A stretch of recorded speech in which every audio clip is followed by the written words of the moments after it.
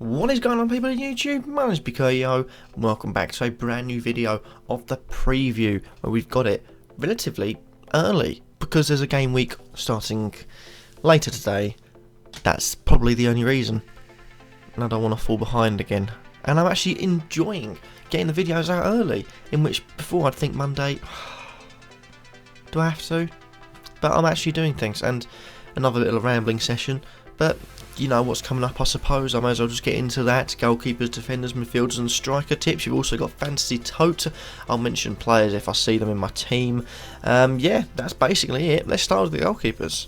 The four goalkeepers we've got today are Kurtyoy, Cech, Ederson and Pope. Starting off though with T-Bone Kurtyoy, 5.4, along with Cech, who's also 5.4. The premium goalkeepers have gone down 0.1, and they both have pretty easy home games against teams you wouldn't see scoring at all in Huddersfield and Swansea. So if you've got your bench boost and you've got both of them for some reason, 13 million on two goalkeepers is insane. But 11 million, I can't count.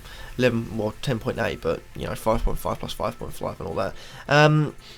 Either of them, if you're in a team, definitely worth it. If you're considering getting a premium goalkeeper, either of those two could be good. Kurtyoy's got 3 clean sheets in his last 4. Only last game week was the one stopping the 4 out of 4. So Kurtyoy's a good choice, as to his Cech. Ederson also comes in. Man City, home Southampton. They don't score many, so I think City could be getting a nice tidy couple of goal clean sheet win. And Pope's in there because I can see Bournemouth versus Burnley being a 0-0. I wasn't confident on saying him 100%, so he's taken the 4th goalkeeper spot. But I feel like Burnley are more likely to get a clean sheet. So yeah, for a cheaper option, he's your man. Let's get on to some fancy totes, shall we? We're going on to the dream team, in which you pick 11 players you think are going to score the most points. Whoever scores the most points wins. It's basically Fantasy Premier League, but you can bet on it. They've also got a cool new feature now. I only realised until I did my team a couple of minutes ago. You can load your last team from the last game, because if you think that game or that team's going to do quite well, a couple of minor changes, you load it back in. I think it's a cool little feature and it helps. But anyway, my team: Cech, Walker, Mustafi, Alonso, Sterling, Hazard, Pogba, Salah, Morata, Lacazette and Jesus. No small teams in there. I was tempted to put Gross, but I thought I have to sacrifice a attacker then, and I think all 3 of them are going to score. I think Kane's got a good chance of scoring, but I fancy those 3. Jesus is a risk, but I can see Man City resting Aguero, because he played and started at the weekend and Jesus didn't, so when he played last 10 minutes he could be good. The midfield is strong. I've risked not going with Sane and Sterling because he's in decent form, Sterling. And the back, I've got 2 Arsenal defenders at the back because I generally can't see. It could be a 0-0, don't get me wrong, but I can't see Huddersfield scoring or getting close to scoring at the Emirates, so I think it's a strong team this week. Captain also, I should say, is Hazard. Moving on to the defenders, we've got Walker, Alonso, Mustafi, Loughton, Bailey and Trippier. Starting off with Kyle Walker, £6.7 million, I hope. It is £6.7 million. I had to check quickly there, but it is 6.7. Again, I say, you know, the strong teams, Arsenal, Chelsea, Man City at home, all looking like they're not going to concede. So for me, that's why I'm Walker. Alonso and Mustafi will make it in their different price ranges. Alonso didn't necessarily have Azpilicueta because statistically for last season, Alonso was a lot more attacking.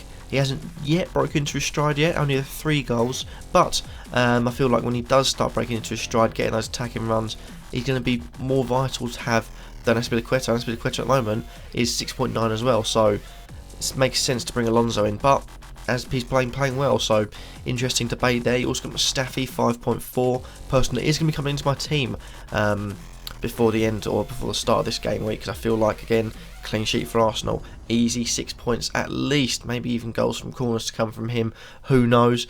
We've got Loughton at 4.7, again, Burnley, I've said, could get a clean sheet. You've got Bailey in there because he could be returning tonight. I haven't heard much about it, but could be returning, and I don't really know who's going to play for Man United defence. If you know, stick a Man United defender in there, any price. I don't really know who's going to play apart from Valencia, who's bit too expensive, and Trippier's in there. I think he's finally got back his right back role, although now I've said that, Aurier's definitely going to play, but for me Trippier's a good option. 3 bonus points for not getting a goal or assist and conceding at the weekend. He's good looking for Trippier in his attacking role he occupies. Next up we have No real derbies. Chelsea versus Swansea isn't really a derby, and I have to put 2 Swansea players in. Man City versus Southampton, again, isn't really a derby, and I have to put 2 Southampton players in. But we've got a London derby between Watford and Man United. So it's sarcasm there, by the way, if you didn't get it. I thought that's the best chance I've got of winning, so I've put an interesting team selection in. Gomez in goal, Valencia at the back, Richarlison and Pogba in the midfield, with Rashford up top. It's debatable, it's interesting. Richarlison's in there because I have to have at least 2 Watford players in there, and he's in phenomenal form, so if anyone's going to do it against Man United, he is. Gomez in there because I feel like there could be a lot of shots going in at the goal, so the chances are he's going to make a lot more saves. I feel like neither team's going to get a clean sheet. Valencia's in there for his attacking runs down the line. You got Pogba in there because #Pogback, and Rashford because Lukaku isn't hitting it for me at the moment, so I got with Rashford instead, and I wasn't going to put Andre Gray in because I didn't really fancy him. So that's my team. I'm not too confident on it, but it's got an outside chance of winning. Moving on to midfielders, we have Sterling coming up. We've also got a bit of Sanchez and Hazard for the very, very premium midfielders. We've got Gross, Salah and Pogback also there. Starting off with Sterling though, it's interesting. He's a lot cheaper than Sane, and I feel like Sane's been more consistent, but when Sterling's on form, he really is on form, and without him it would have been a 1-0 win to Huddersfield, so you know, his goal and assist, we've taken them away, it's 1-0, so Sterling's in good form, and I feel like it could be his game week again this week. We've also got Sanchez and Hazard in there for premium options. I don't think I can say it enough. Man City, Arsenal, Chelsea, their home games are so good looking. You cannot turn them down. Gross in there for Brighton, £6 million. Brighton face off at home to Palace. It'd be tight. I think it could be a draw in there, but a goal scoring draw, and that means Gross is most probably going to be on for a little bit of an attacking return. He also got Salah in there, 9.7, 6 goals in his last 5 game weeks, and 1 assist to add to that as well. He's looking in good form, and I feel like Stoke, they're not too good. They're conceding a few goals, so that's why Salah can make it in. And lastly, we've got Pogback. He's a different player to Man United. Anyone has got at Man United, and he brings something different. He makes them play better, and I feel like Pogba, weighing against Watford, although it might be a clean sheet, I think it could be a clean sheet, although I doubt it. I feel like Pogback is going to be one to watch. Lastly, for the fantasy type mentions, we've got the Star Club and a Star Player, and those go to people from the same club, well, same area I suppose. It's Stamford Bridge, it's Chelsea, and it's Hazard.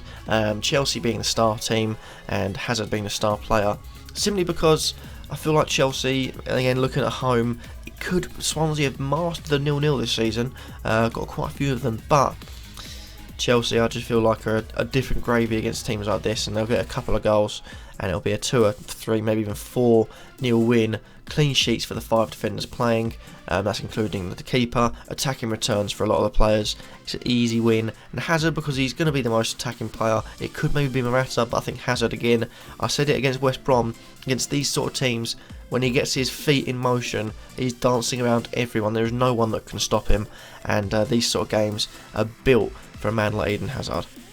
And lastly, we've got the attackers, so I'll go for them, not speed run, but quite quickly, because I want to try and make it to the gym today for the first time in like a long time. We've got Kane, Jesus, Lacazette, Morata, and Rondon in there. Interesting. Kane comes in at 12.8. The only one of my 4 premium suggestions that hasn't made it into my fantasy tote selections, because I feel like Leicester could be a bit of a troublesome fixture, but Harry Kane is Harry Kane. He scores when he wants, and if he wants to, he'll do what he wants. So, simply put there. I mentioned Jesus, Morata and Lacazette all in my fancy tote, but to run over it again, Arsenal, Chelsea, Man City have got easy fixtures, so if you're looking to bring in players from those 3, they could be massive for this game week. And also you got Rondon. Not much to say about him. Home to Newcastle, got a good goal against Tottenham. And personally, I feel like it could be another chance for him to get a goal. Pulis is gone. He didn't seem to play too much under Pulis. Hopefully now he can get his form back to a good run.